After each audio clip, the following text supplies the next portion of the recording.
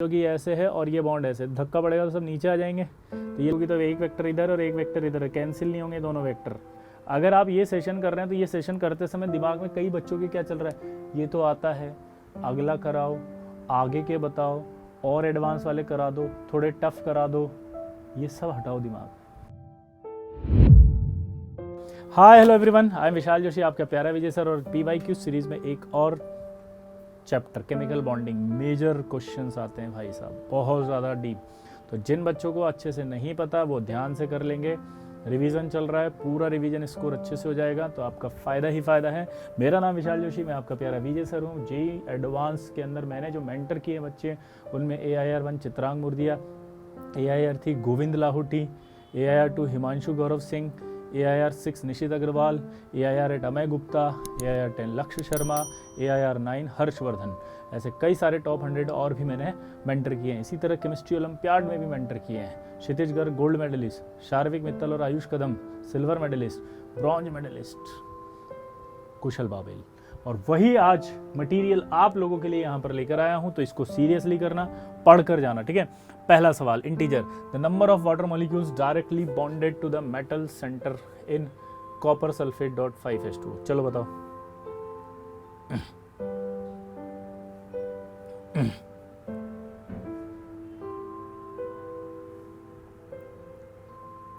तो जिन बच्चों को इसके बारे में नहीं पता मैं बता दूं, ये CuSO4.5H2O है और इसको ऐसे भी लिखा जाता है CuH2O4.SO4.H2O। इसका नाम ब्लू विट्रियोल होता है। अब जिन बच्चों को इसकी स्ट्रक्चर नहीं पता वो ध्यान से देख लें। ये जो आपका Cu है, इसमें जो 4 वाटर हैं वो ऐसे जुड़े हुए हैं,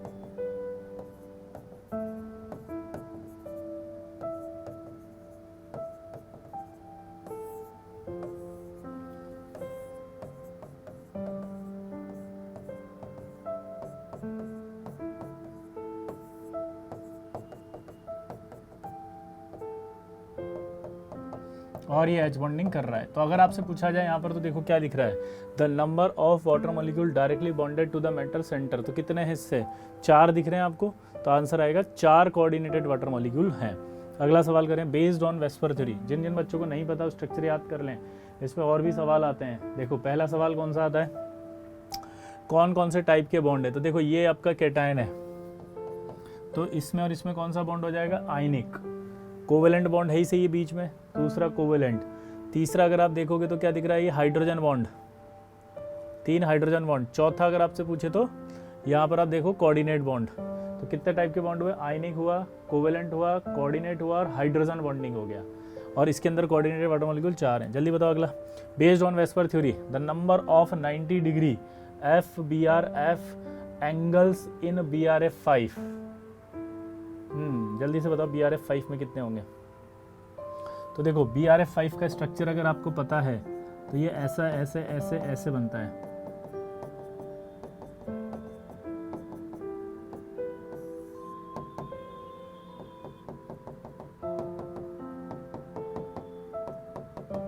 ये अब आप दिमाग लगाओ क्या हुआ।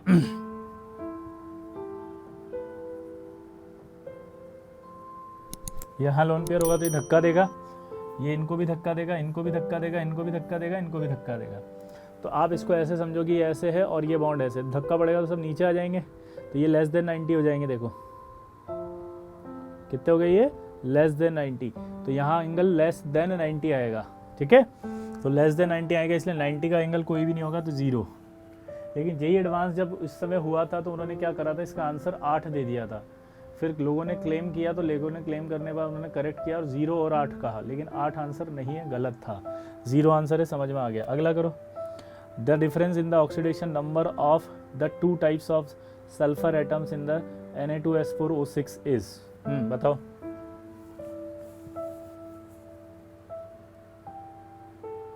तो देखो जब हम सोडियम थायोसल्फेट का स्ट्रक्चर बनाएंगे तो आप देखो कितना है, S4 है तो ऐसे बनेगा ये,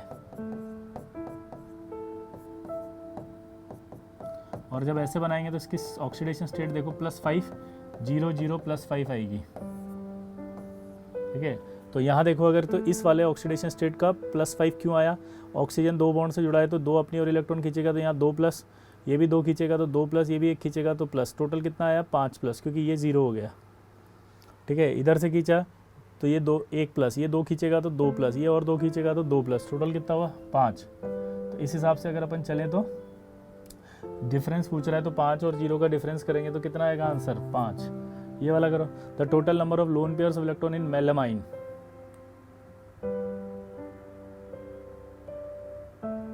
तो मेलामाइन का स्ट्रक्चर आपको पता होना चाहिए।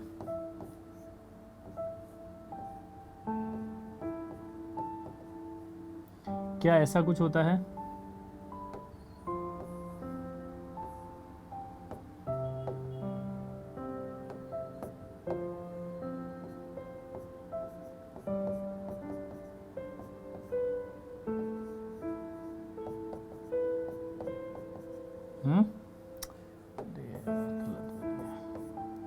दोबारा देखो, ऊपर बना देता हूं, यहां बना दूं, ये रहा।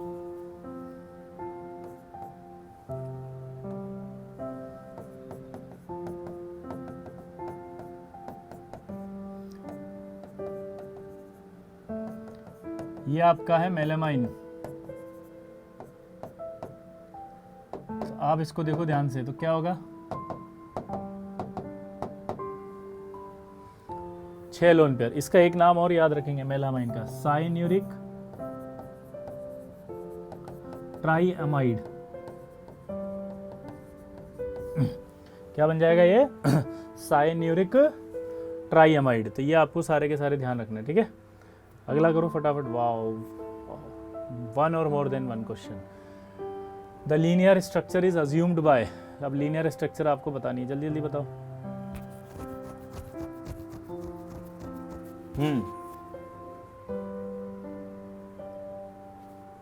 देखो ये भी आपका लीनियर है, ये भी लीनियर है और ये भी लीनियर है। तो आंसर जाएगा इसका B, C और D। क्या आंसर है जल्दी बताओ? B, C और D, जल्दी बताओ। B, C और D, ये आपका क्या होगा? टेट्राहेड्रल। अगला करो, which of the following has the zero dipole moment. Oh wow, zero dipole moment. Tick करो टिक करो टिक करो, जल्दी जल्दी जल्दी जल्दी। देखो ऐसा ही 4 का 0 आएगा क्योंकि इसमें 4 बॉन्ड एक साथ हैं, आया ना?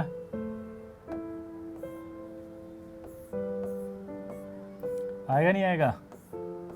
तो देख सकते हैं आप, इसके अंदर आपका SiF4 आएगा क्योंकि SiF4 के अंदर चारों सिंगल बॉन्ड लगे हुए हैं।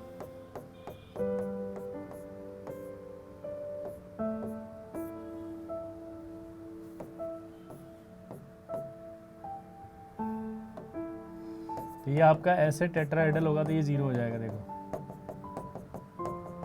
क्योंकि इन दोनों का वेक्टर इस डायरेक्शन में आएगा और इन दोनों का इस डायरेक्शन में आएगा, तो कैंसिल कर देगा वो वेक्टर एक दूसरे का।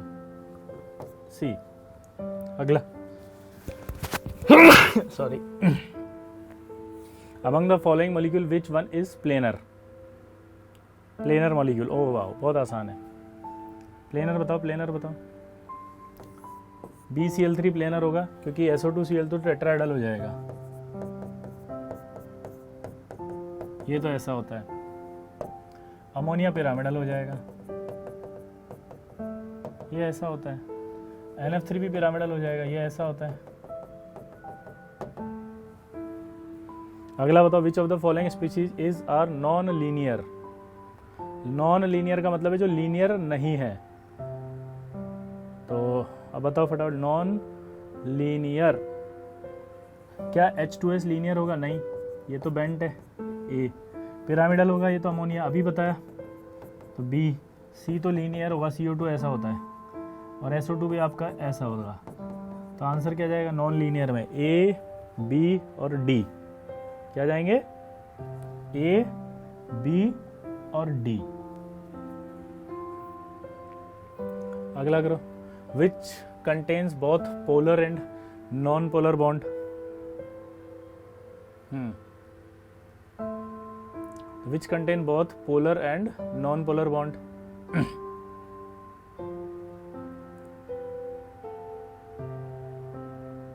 देखो पोलर और नॉन पोलर बॉन्ड की बात करें तो ये H2O2 में आएगा क्योंकि H2O2 को अगर आप ध्यान से देखें तो आपको क्या दिखेगा?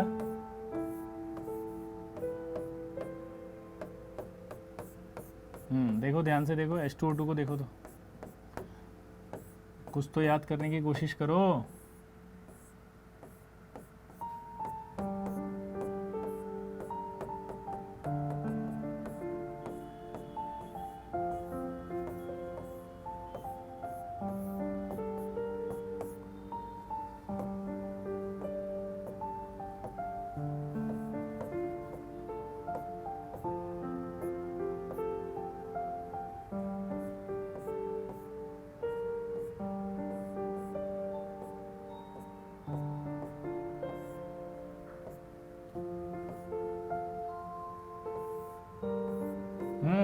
मेरे हिसाब से तो यार ये आ जाएगा, क्योंकि H2O2 ऐसा होता है ओपन बुक लाइक स्ट्रक्चर, और ओपन बुक लाइक स्ट्रक्चर अगर होगा तो आप देखो क्या होगा, ये ऐसा। तो यहाँ पर आपका ये तो पोलर बॉन्ड हो जाएगा OH, और ये OO नॉन पोलर हो जाएगा। तो इसके अंदर और भी सवाल पूछते हैं। H2O2 आपका एक तो ओपन बुक लाइक होती है, एक आपके जो है वो नॉन पोलर है, क्योंकि यहाँ पर पोलर है, क्योंकि यहाँ पर ओपन बुक लाइक होगी तो एक वेक्टर इधर और एक वेक्टर इधर है, कैंसिल नहीं होंगे दोनों वेक्टर। उसके अलावा नॉन प्लेनर भी है, क्योंकि एक इधर वाले प्लेन में है और ये वाला इस प्लेन में है। अगला करो, which of the following compound है sp2 हाइब्रिडाइजेशन। ओ वाओ, मजाक कर रहा है तो sp2SO2 का होता है, क्योंकि जब आप ऐसे बनाओगे तो आपको पता लगेगा यहाँ 2 सिग्मा 1 लोन पेयर टोटल 3, और ये 3 है तो sp2। अगला, विच one of the following molecule is planar. वापस से आ गया सेम सवाल, प्लेनर यही था आपका BF3, ये तो अभी बताया था प्लेनर होता है। ये आपका पिरामिडल, ये पिरामिडल, वो पिरामिडल, क्योंकि एक एक लोन पेयर है इनमें, तो ये प्लेनर नहीं हो सकते, लोन पेयर रिपल करेगा इसलिए पिरामिडल हो जाए। अगला करो, the number and type of bonds between 2 carbon atoms in CaC2।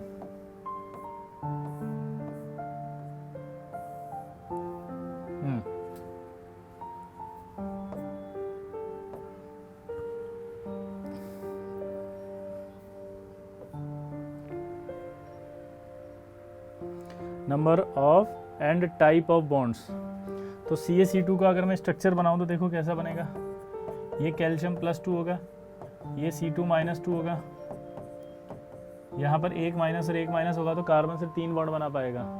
Carbon ने अगर मान लो 1 इलेक्ट्रॉन ले लिया तो 4 बॉन्ड बनाने की कैपेसिटी होती थी। अगर 1 इलेक्ट्रॉन ले लिया तो 1 इलेक्ट्रॉन पे जो अनपेड इलेक्ट्रॉन है वो तो पेड हो गया, तो अब 3 ही बॉन्ड बनाने की कैपेसिटी बची, इसकी भी 3 बनाने की बची।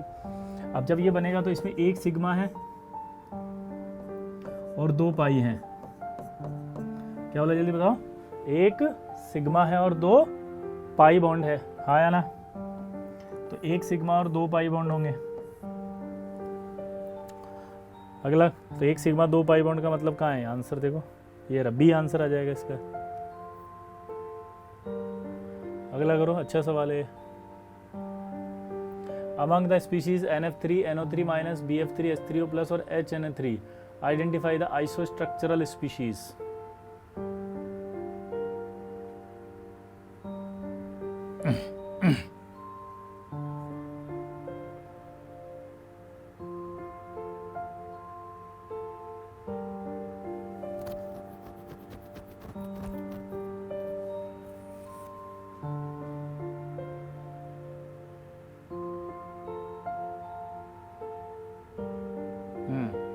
तो अमंग द स्पीशीज है NF3, NO3-, BF3, H3O+ and HA3। देखो ये आपका पिरामिडल है, ये प्लेनर है, ये आपका पिरामिडल है, ये प्लेनर है, ये प्लेनर है, ये पेयर तो हो गया साथ में, ये दोनों पेयर एक साथ हो गए।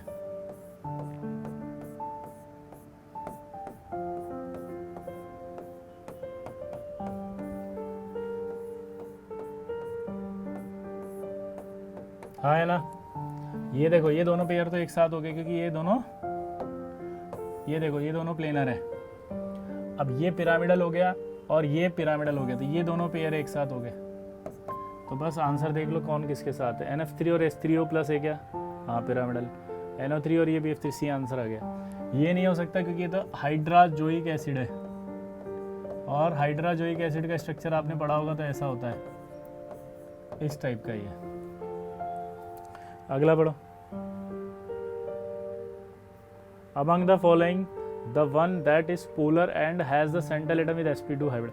आपको ऐसा नहीं लग रहा कि यार ये केमिकल बॉन्डिंग के सवाल तो हमें आते हैं तो हम डरते क्यों थे? क्या डरने की जरूरत थी? 28 को एग्जाम है, आपको केमिस्ट्री में नंबर लाने, इजी गोइंग आएंगे यार दोस्त। अगर आप ऐसे लाइफ में डरोगे तो काम कैसे चलेगा? तो डर के आगे जीत है, नींबू पानी, याद रखना। चलो, polar and has central atom with sp2, polar भी होना चाहिए और sp2 भी होना चाहिए।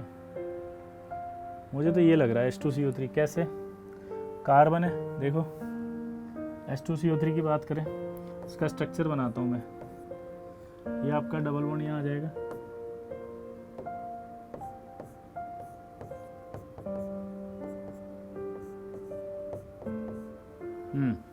अब इसको आप देखो तो क्या दिखेगा? 1 2 3, तो ये sp2, और ये पोलर है क्योंकि OH बॉन्ड कैंसिल नहीं होगा इस O डबल बॉन्डों से, वेक्टर कैंसिल नहीं होगा। The geometry and the type of hybrid orbital present about the central atom in BF3 is. BF3 में क्या याद करना है? sp2 और ट्राइगोनल पिलर, ये तो B है। BF3 का तो याद है। चलो ये वाला करो,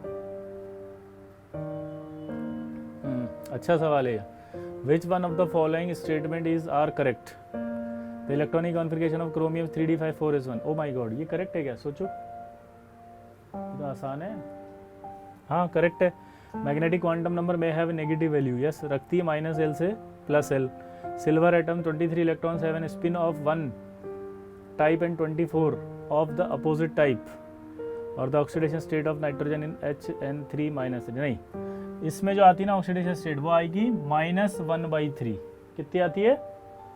-1/3। अमोनिया नहीं है ये हाइड्राजोइक एसिड है। जिन्होंने गलती से सोचा वो ध्यान रखना। तो ये तो कैंसिल हो गया, D तो। C चेक कर लो अब आप। A और B मैंने बता दिया कि सही है।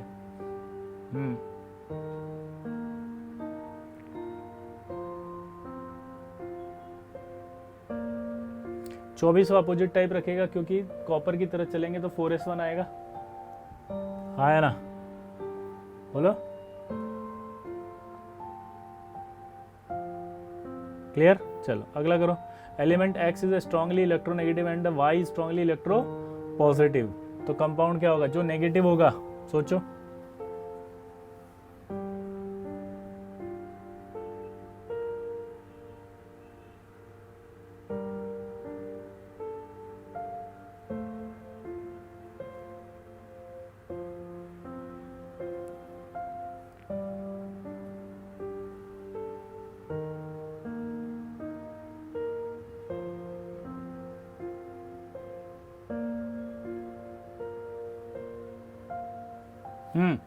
जो इलेक्ट्रोनेगेटिव होगा उस पर तो आएगा, बोलो, इलेक्ट्रोनेगेटिव इलेक्ट्रॉन रखता है तो माइनस, और जो इलेक्ट्रो पॉजिटिव उस पर प्लस, तो Y प्लस और X माइनस यानी कि B। अगला करो। The correct order of increasing CO bond length of CO carbonate and CO2 is. Wow, that's amazing question. बहुत ही शानदार सवाल है दोस्तों, बहुत ही सिंपल सवाल है, कर सकते हैं आप इसको। बहुत बेसिक सवाल है, 11वीं में बहुत बार किया ये। करो, पहले आप करो फिर मैं बताता हूँ।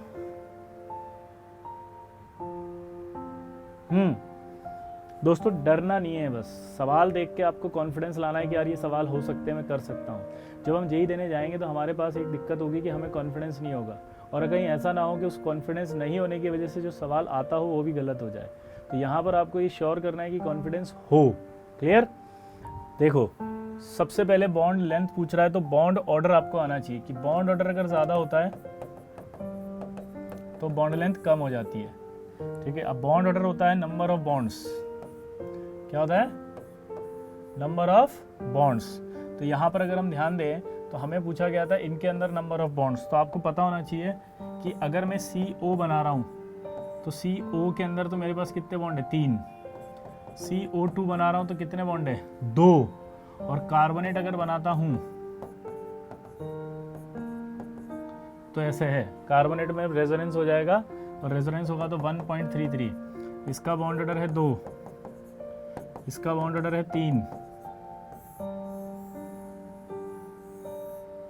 तो दिमाग की बत्ती जला लो आप फटाफट से। बॉन्ड ऑर्डर ज़्यादा, बॉन्ड लेंथ कम, सबसे ज़्यादा CO3-2 की आएगी, यानी कि आंसर है दिल्ली। अगला करो। Geometry of H2S and its dipole moment are.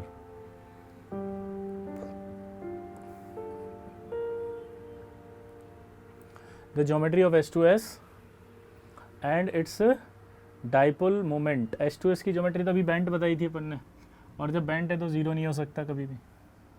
Dipole moment zero कहाँ से आएगा? तो एंगुलर और नॉन जीरो, आंसर है ए. अगला करो. In compounds type ECl3 where E is equal to BPAS और bismuth the angle of this. देखो ऊपर से नीचे आते हैं ना. एक वेस्पर थ्योरी में हमने पढ़ा था bond angle is directly proportional to electronegativity of central atom. क्या पढ़ा था? Bond angle directly proportional to electronegativity of central atom. तो bond angle directly proportional to अगर आ रहा है इलेक्ट्रोनेगेटिविटी ऑफ सेंट्रल एटम, तो इसका मतलब क्या, नीचे आने पर इलेक्ट्रोनेगेटिविटी घट रही है तो एंगल भी घट रहा है. तो बस आंसर ही खत्म हो गया है. तो एंगल घट रहा है तो answer B. Wow, amazing question. इसको खुद ट्राई करो. चलो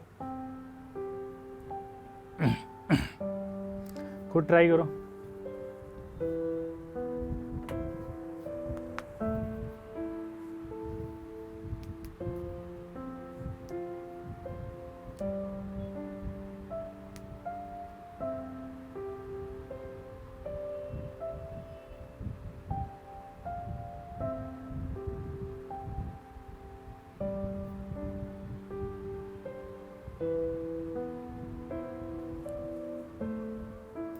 देखो नाइट्रोजन सबसे पहले बताएं 5 बॉन्ड नहीं बना सकता, ये तो क्लियर है. बस तो इससे पता लग जाएगा अगर कहीं 5 बॉन्ड बन रहे हैं तो गलत है.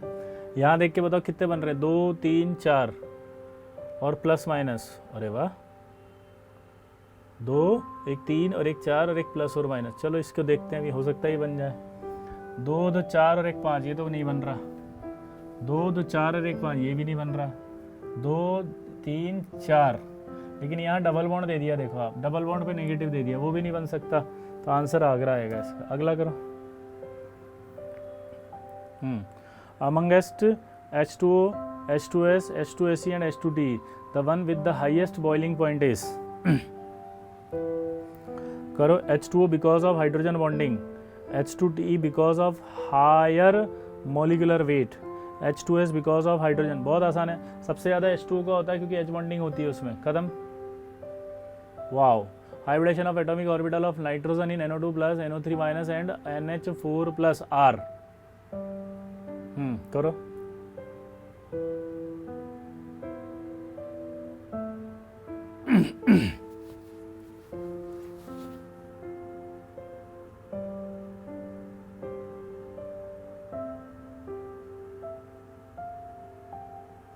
देखो NO2 प्लस की बात करें तो आपको पता है NO2 प्लस में तो Sp आता है.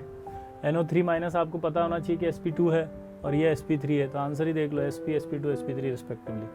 अगला करो. सेम सवाल आप ही ट्राई करो, मैं नहीं बताऊंगा.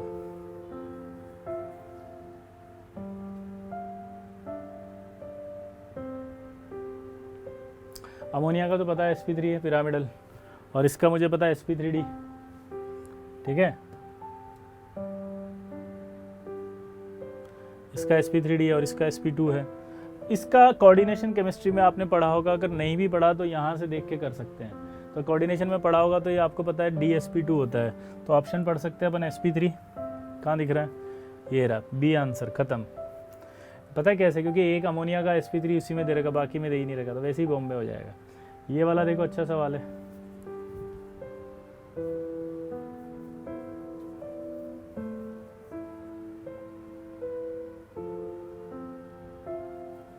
करो.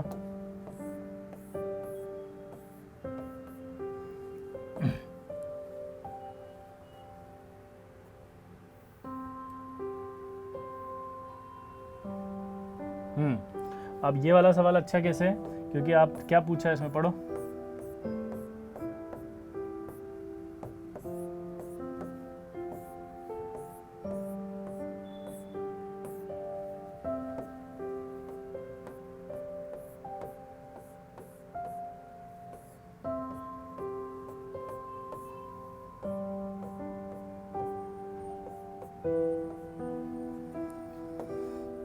यहाँ पर क्या होता है कि अमोनिया जो होता है ना, ये है अमोनिया, ये अपना लोन पेयर देता है इसको.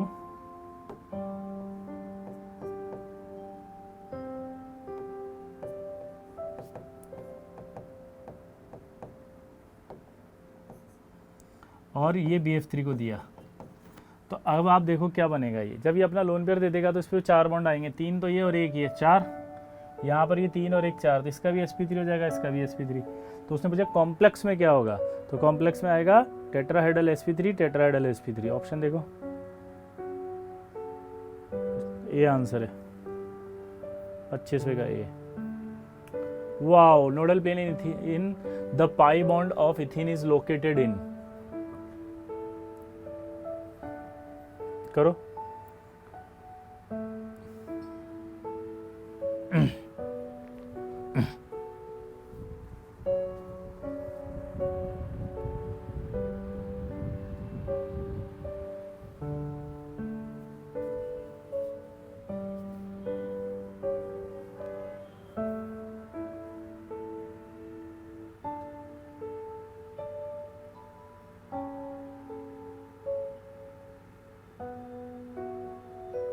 बहुत आसान है, मैं बताता हूँ। देखो, जब ये बनेगा तो ये सी सी सी है, ये एच है,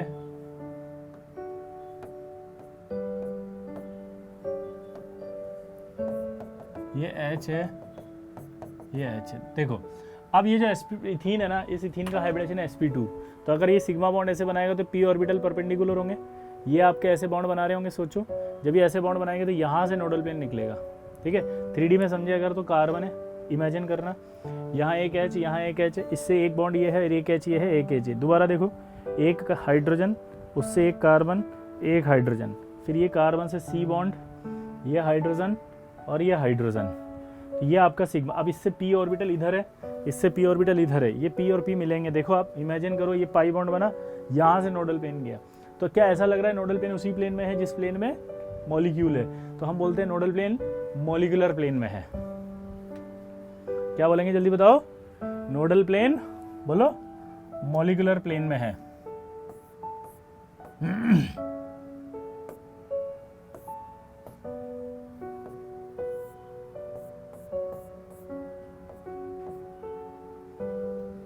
क्लियर?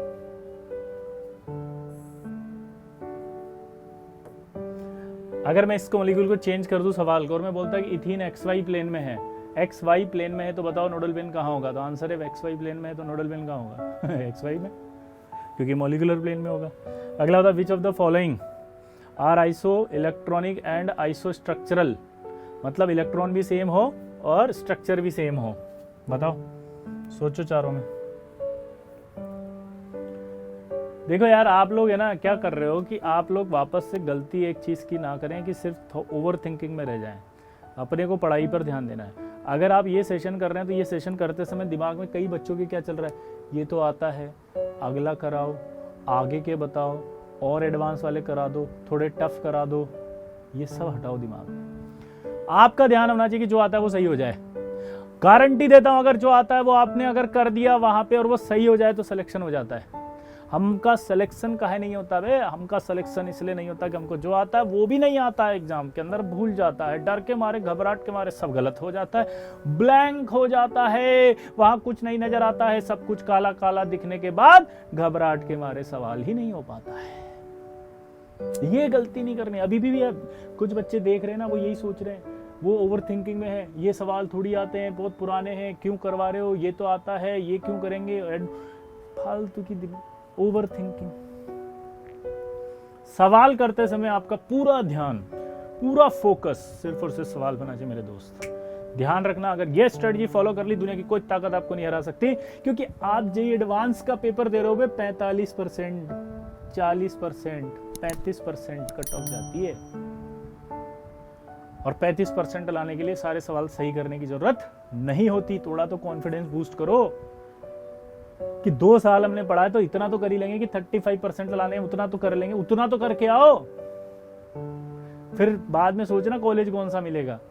तो यहां पर आपको बहुत ही पॉजिटिव माइंडसेट से जाना है दोस्तों, ठीक है।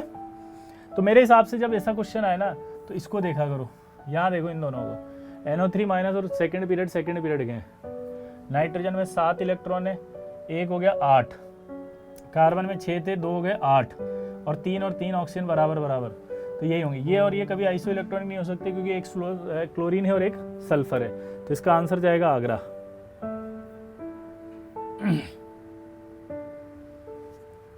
Which species has the maximum number of lone pair of electrons on the central atom?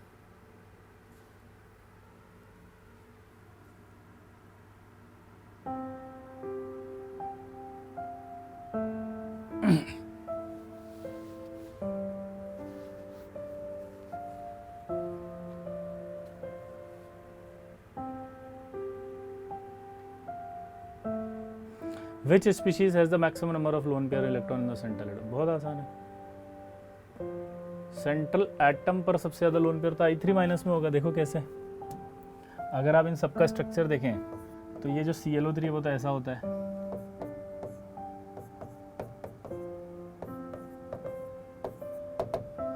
XeF2 में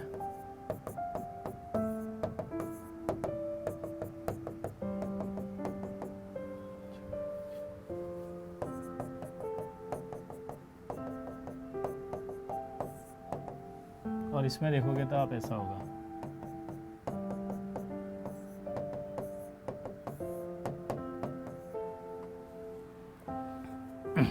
तो आंसर दिल्ली. अगला, the percentage of p character in the orbitals forming pp bonds in p4. सोचो.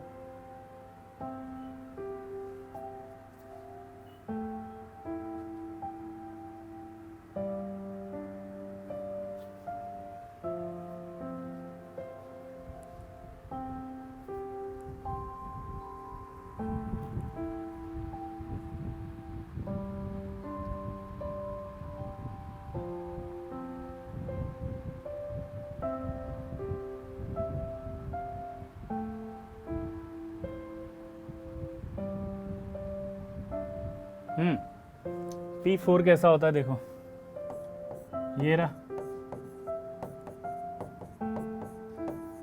अगर आप देखो तो sp3 आएगा.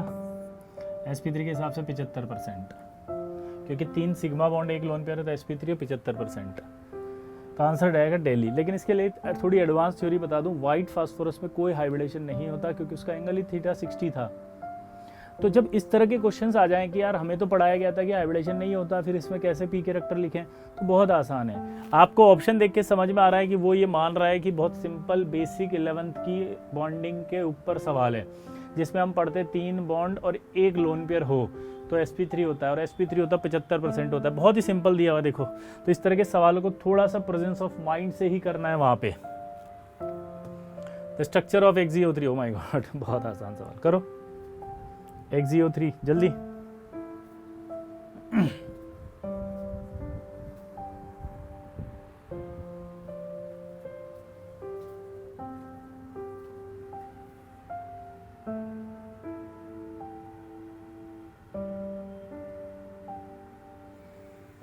देखो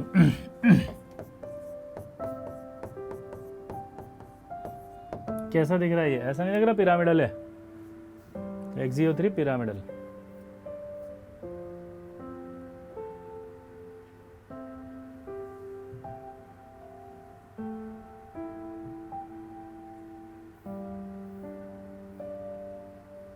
ये वाला सवाल करो.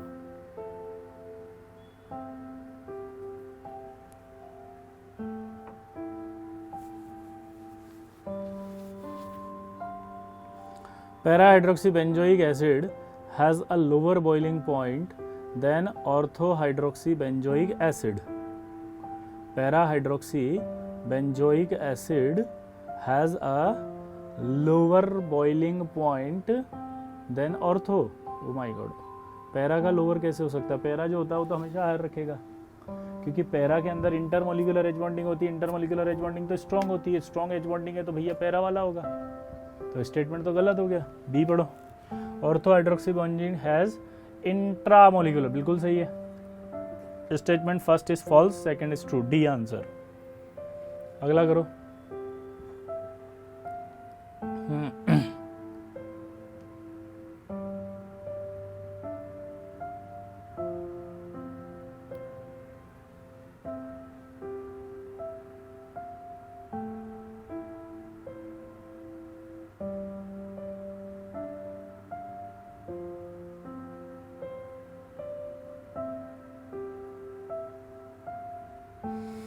Ortho hydroxy behaves as a weak monobasic acid because in water orthoboric acid a proton donor. गलत। ऑर्थोबोरिक एसिड जो H3BO3 होता है वो कभी अपना प्रोटोन नहीं देता। ऑर्थोबोरिक एसिड क्या होता है? It is a weak monobasic Lewis acid. वो लोन पेयर एक्सेप्ट करता है, वो लोन पेयर एक्सेप्ट करने की वजह से मोनोबेसिक लुईस एसिड होता है, H+ नहीं देता। तो ये आंसर ऑप्शन ये बिकॉज गलत है, यानी first true second false. N bond is R। अब N बॉन्ड बताओ।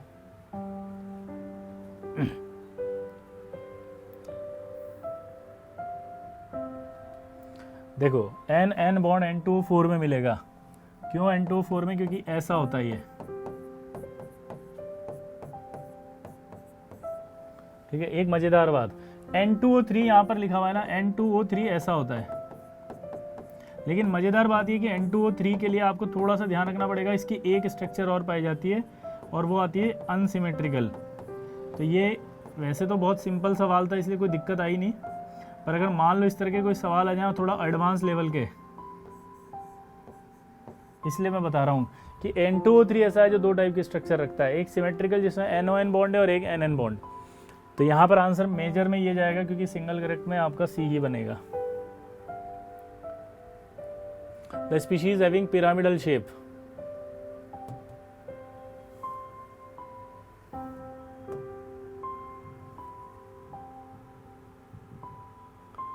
कहाँ हो गया? कहाँ पर डी सेलेक्ट करना है क्या? जल्दी करो। The species having pyramidal shape.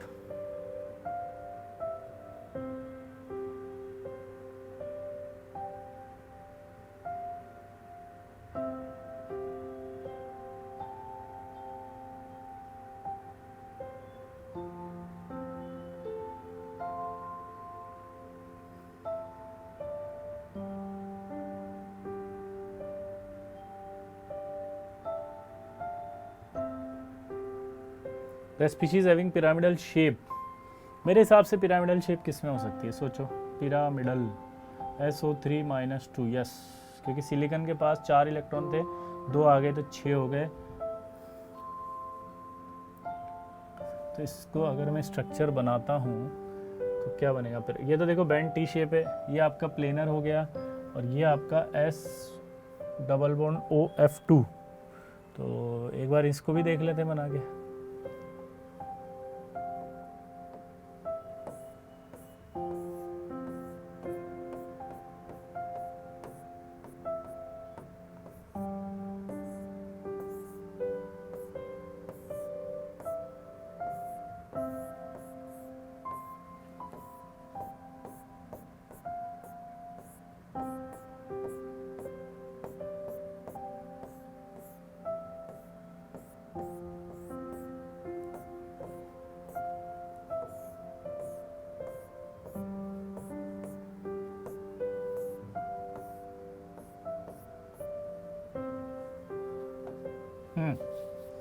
ये सल्फर हो गया, डबल बॉन्ड हो गया, F हो गया, F हो गया और ये लोन पेयर हो गया। ये पिरामिड था। आंसर दिल्ली। अगला करो। Which of the compound is according to decreasing order of the oxidation state of nitrogen.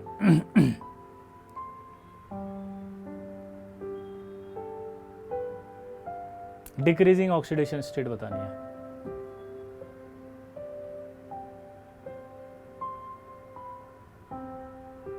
यार एक बार होता डिक्रीजिंग का मतलब तो हाईएस्ट से चालू करें, तो हाईएस्ट तो HNO3 की होगी +5। अब दूसरा +5 के बाद ये दिख रही है मुझे तो NO+2, फिर ये -3 और ये 0, तो ये गड़बड़ हो गई। यहाँ देखिए तो ये -1 आएगा, यहाँ पर प्लस आ रहा है, तो नाइट्रोजन पर कितना आएगा? ये भी नहीं बैठ रहा। मेरे हिसाब से ये बैठ गया क्योंकि +5 फिर +2 फिर 0 फिर -3, तो आंसर भी आएगा। अगला बताओ XeO2F2 मॉलिक्यूल कैसा होगा? XeO2F2 मॉलिक्यूल की बात करो तो यार जीनोन पे 8 इलेक्ट्रॉन होते हैं, 2 ऑक्सीजन बोल रहा है तो 2 तो ऑक्सीजन से जोड़ दिए और 2 फ्लोरीन से जोड़ दिए, तो कितने इलेक्ट्रॉन हुए? 1 2 3 4 5 6 7 8। तो यानी कि अगर हाइब्रिडाइजेशन निकालो तो 1 2 3 4 5, यानी कि 4 + 1 यानी कि 5, यानी कि sp3d, यानी कि sp3d के हिसाब से और एक लोन पेयर है उसमें, तो ये तो C100 होगा, तो आंसर C100 चला जाएगा। ऐसा बनेगा ये एक्सिनोन, यहाँ पर F लोन पेयर और ये डबल बॉन्ड हो।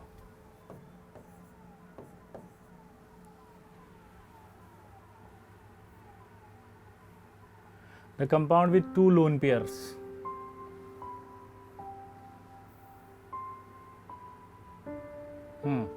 The compound with the two lone pairs of the electrons on the central atom is R. Oh wow, two lone pairs की बात कर रहा है। सोचो बहुत आसान सवाल है ये तो। ClF3 आ गया, क्योंकि Cl पर आप बनाओगे तो आपको पता है दो ही लोन पेयर आएंगे। कैसे? ये आपका F और यहाँ सेंट्रल एटम पर दो लोन पेयर। तो सवाल पड़े अगर with two lone pair of electrons on the central atom, तो यही आएगा। चलिए, आई होप आज का सेशन आपको अच्छा लगा होगा दोस्तों। अगले सेशन में फिर मिलेंगे। आज मैंने अब कितने करे हैं, 37 क्वेश्चंस हो गए 2016 तक के। बाकी सवालों के साथ हम फिर से मिलेंगे, तब तक के लिए टाटा बाय बाय। और आपकी एक जिम्मेदारी जो मैं देके जा रहा हूँ उसे पूरा करेंगे ऐसा मैं विश्वास करता हूँ, और वो जिम्मेदारी ये है कि आप इस चैनल को सब्सक्राइब करेंगे। जितने भी बच्चों ने देखा है सब सब्सक्राइब करें प्लीज़, ठीक है। लाइक भी करना है, शेयर भी करना है। अपने दोस्तों को भी आप रिकमेंड कर सकते हैं, जो आपके जो जूनियर बच्चे देख रहे हैं, अगर उनके कोई सीनियर भाई बहन रिश्तेदार अगल बगल अड़ोस पड़ोस में है, हॉस्टल्स में है, उनको रिकमेंड करें कि भैया आप कोई और चैनल देख के टाइम वेस्ट कर रहे हैं या स्ट्रेटजीज देख रहे हैं, उसकी बजाय अगर आप इस चैनल को देख के ये सारे PYQs कर लोगे तो स्ट्रेटजी से ज़्यादा बेस्ट होगा, कि कॉन्फिडेंस बढ़ा देगा। क्योंकि मेरे दोस्त सवाल इन्हीं में से आएंगे, और इस समय स्ट्रेटजी से ज़्यादा इंपॉर्टेंट है कंटेंट चला जाएगा तो कॉन्फिडेंस बढ़ जाएगा, स्ट्रेटजी डेवलप हो जाएगी, मार्क्स आने लगेंगे दोस्त, ठीक है। तो आई होप आप ये करेंगे और ज़्यादा से ज़्यादा सब्सक्राइब करेंगे, ठीक है। मिलते हैं नेक्स्ट सेशन में।